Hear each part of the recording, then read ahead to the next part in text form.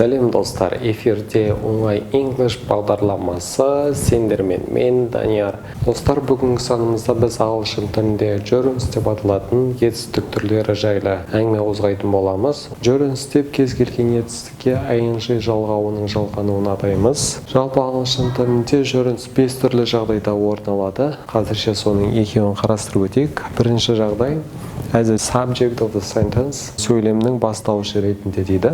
Мысалға know дейтін етістік бар болатын болса, оған ing жалғап жіберсек, blue деген зат есім пайда болады. Ал сөйлемде ол бастауыштың қызметін атқарады. Көп сөздерді білу саған ағылшын тілінде еркін сөйлеуге көмектеседі дейді. Екінші жағдай after prepositions, ағылшын тіліндегі шылаулардан кейін келетін етістіктерге ing жалғау жалғанады. Мысалға алатын болсақ, I am not good at playing football. Мен футбол ойнауда жақсы емеспін дейді. Көріп тұрсаңыздар, at деген preposition, play етістігіне ing жалғау жалғанған.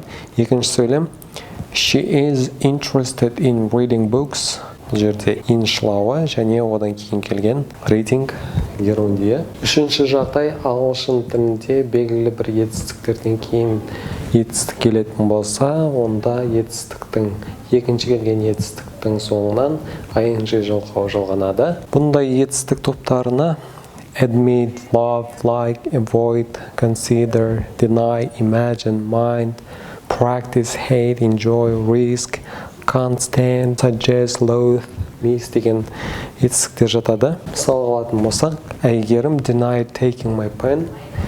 Әйгерім менің қаламымды алғанын мойындаған жоқ дейді. Deny сөзінен кейін келген take етістігіне ing жалғауы жалғанып тұр.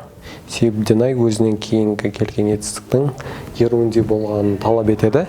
Екінші жағдай I hate being told of. Маған ұрысқан ұнамайды.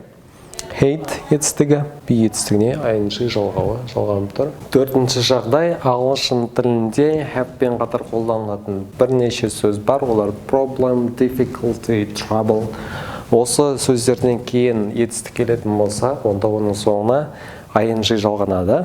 Мысалға, Мәриям has no problem singing. Мәриям ән айтқан уақытысында ешқандай проблемаға кезікпейді дейді. Проблемнан кейін біз ешқандай шылау қоймастан бірден singing деп айтсақ болады. Екінші мысал, I have had difficulty pronouncing R since childhood. Мен балалық шақтан бері ырды айтуда қиналамын дейді. Difficulty сөзінен кейін pronounce етісі келіп тұр. Алдында difficulty сөзі болғандығы үшін ing жалғануда.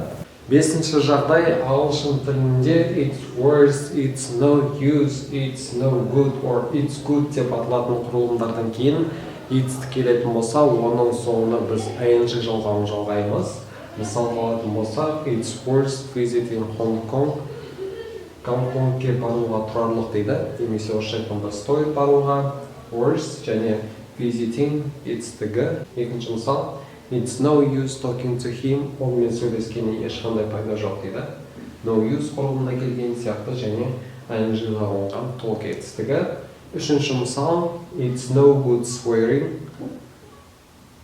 Боғауыз сөздерді қолдану жақсы емес дейді, немесе боқтау жақсы емес.